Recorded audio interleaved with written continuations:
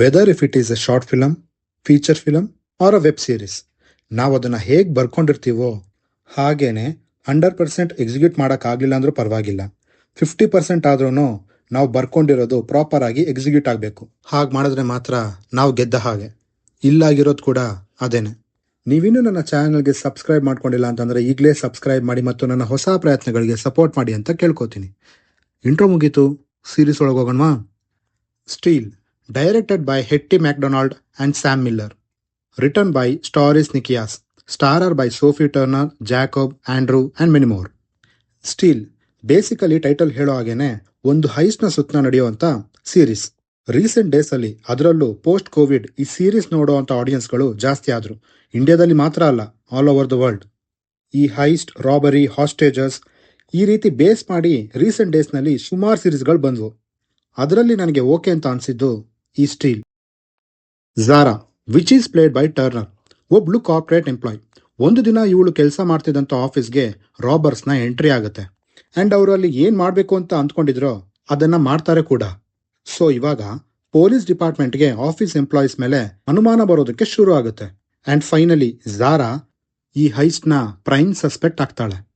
First of all ಅವಳು ಹೋಗ್ತಿದ್ದಂಥ office ಯಾವುದು, ರಾಬರ್ಸ್ ಬ್ಯಾಂಕ್ನ ಬಿಟ್ಟು ಈ ಆಫೀಸ್ನ ಯಾಕೆ ಸೆಲೆಕ್ಟ್ ಮಾಡಿದ್ರು, ಆ್ಯಂಡ್ ಅವ್ರ ದುಡ್ಡನ್ನು ಕದಿಯೋದಕ್ಕೆ ಮೋಟಿವ್ ಏನು, ಕೊನೆಗೆ ಝಾರಾಗೂ ಈ ರಾಬ್ರಿಗೂ ಏನು ಸಂಬಂಧ ಅನ್ನೋದನ್ನ ನೀವು ಸೀರೀಸ್ನ ನೋಡಿನೇ ತಿಳ್ಕೊಬೇಕು. ಇಲ್ಲಿನ ಪಾಸಿಟಿವ್ ವಿಷಯಗಳಿಗೆ ಬರೋದಾದರೆ ಅದು ಇವರು ಚೂಸ್ ಮಾಡ್ಕೊಂಡಿರೋಂಥ ಟೆಂಪ್ಲೇಟ್. ಯೂಶುವಲ್ ವೆಬ್ ಸೀರೀಸ್ ಥರನೇ ಪ್ರತಿ ಎಪಿಸೋಡ್ ಕೊನೆಯಲ್ಲಿ ಒಂದು ಥ್ರಿಲ್ಲರ್ ಫ್ಯಾಕ್ಟರ್ನ ಇನ್ಕ್ಲೂಡ್ ಮಾಡಿದ್ದಾರೆ. ಆ್ಯಂಡ್ ಆಲ್ಮೋಸ್ಟ್ ಎಲ್ಲವೂ ವರ್ಕ್ ಆದ್ವು ಅಂತಲೇ ಹೇಳ್ತೀನಿ. ಈ ಕಥೆನ ಹೀರೋಯಿನ್ ಪಾಯಿಂಟ್ ಆಫ್ ವ್ಯೂ ಇಂದ ಹೇಳಿರೋದು ಕೂಡ ಒನ್ ಆಫ್ ದ ಪಾಸಿಟಿವ್. ಈ ವೀಕ್ ಲೇಡಿ ಆ್ಯಂಡ್ ಹೈ ಇಂಟೆನ್ಸಿಟಿನ ಕ್ಯಾರಿ ಮಾಡೋದಕ್ಕೆ ಈ ಫ್ಯಾಕ್ಟರ್ ಯೂಸ್ ಆಗುತ್ತೆ. ಇಂತಹ ಸೀರೀಸ್ಗಳಲ್ಲಿ most of the important factor ಅಂತಂದರೆ ಅದು ಅಲ್ಲಿನ ಮ್ಯೂಸಿಕ್. ಥ್ರಿಲ್ಲಿಂಗ್ ಮೂಮೆಂಟ್ಸ್ನ ಮತ್ತು ಹೈ ಇಂಟೆನ್ಸಿಟಿ ಮೂಮೆಂಟ್ಸ್ನ BGM ಮುಖಾಂತರ ಅಪ್ಲಿಫ್ಟ್ ಮಾಡ್ಬೋದು. ಆ್ಯಂಡ್ ಇಲ್ಲೂ ಕೂಡ ಅದು ವರ್ಕ್ ಆಗಿದೆ. ಮೊದಲನೇ ಎಪಿಸೋಡಲ್ಲೇ ನಮಗೆ ಹೀರೋಯಿನ್ ಯಾರು ಮತ್ತು ಅವಳ ಮೋಟಿವ್ ಏನು ಅಂತ ನಮಗೆ ಗೊತ್ತಾಗುತ್ತೆ. ಬಟ್ ಅದಾದಮೇಲೆ ಪೊಲೀಸರಿಂದ ಹೇಗೆ ತಪ್ಪಿಸ್ಕೊಳ್ತಾಳೆ ಅನ್ನೋದೇ ಪೂರ್ತಿ ಸೀರೀಸ್ನ ಪ್ಲಾಟ್. ಅವಳಿಗೆ ಅಲ್ಲಾದಂತಹ ಅಡೆತಡೆಗಳು ಆ್ಯಂಡ್ ಅಲ್ಲೊಂದು ಲವ್ ಟ್ರ್ಯಾಕ್ ನನಗೆ ಪರ್ಸ್ನಲಿ ಇಷ್ಟ ಆಗಲಿಲ್ಲ, ಯಾಕೆ ಅಂತ ಮುಂದೆ ಹೇಳ್ತೀನಿ. ಆ್ಯಂಡ್ ಅವಳು ಸುತ್ತ ಬರ್ಕೊಂಡಿರೋಂಥ ಅಷ್ಟು ಪಾತ್ರಗಳು ನಮಗೆ ಕನೆಕ್ಟ್ ಆಗ್ತವೆ. ಆ್ಯಂಡ್ ಇನ್ನೊಂದು ಒಳ್ಳೆ ವಿಷಯ ಏನಂತಂದರೆ ಅವಳನ್ನ ವೀಕ್ ಆಗೇ ತೋರಿಸಿರೋದು. ಸೂಪರ್ ನ್ಯಾಚುರಲ್ ಆಗಿ ಆ್ಯಂಡ್ ಸ್ಟೀರಿಯೋ ಟೈಪ್ ಆಗಿ ಏನನ್ನೂ ಟ್ರೈ ಮಾಡೋದಕ್ಕೆ ಹೋಗಿಲ್ಲ. She is just weak but quite smart ಅಂತ ತೋರಿಸಿದ್ದಾರೆ. ಅದು ನನಗಿಷ್ಟ ಆಯಿತು. ಇನ್ನು ನನಗೆ ಇಲ್ಲಿ ವರ್ಕ್ ಆಗದೆ ಇದ್ದಿದ್ದ ವಿಷಯ ಏನಪ್ಪ ಅಂತಂದರೆ ಅದು ಇಲ್ಲಿನ ಕ್ಲೈಮ್ಯಾಕ್ಸ್. ಸ್ವಲ್ಪ ಜಾಸ್ತಿನೇ ಡ್ರ್ಯಾಗ್ ಮಾಡಿದ್ದಾರೆ ಅಂತ ಅನಿಸುತ್ತೆ. ಆ್ಯಕ್ಚುಲಿ ಪ್ರೀ ಕ್ಲೈಮ್ಯಾಕ್ಸ್ನಲ್ಲೇ ಪ್ರಾಪರ್ ಸ್ಟೇಜಿಂಗ್ ಮಾಡಿದ್ದಾರೆ. ಆ್ಯಂಡ್ ಅಲ್ಲೇನೆ ಕ್ಲೈಮ್ಯಾಕ್ಸ್ ಕೂಡ ಮುಗಿಸ್ಬೋದಾಗಿತ್ತು. ಬಟ್ ಹೈಸ್ಟ್ಗೆ ಒಂದು ಇಂಟೆಂಟ್ ಅಂತ ಕೊಟ್ಟು ಅಲ್ಲಿ ಗ್ಲೋಬಲಿ ಒಂದು ಮೆಸೇಜ್ನ ಪಾಸ್ ಮಾಡೋದಕ್ಕೆ ಅಂತ ಹೋಗಿದ್ದಾರೆ, ಬಟ್ ಫೇಲ್ ಆಗಿದ್ದಾರೆ.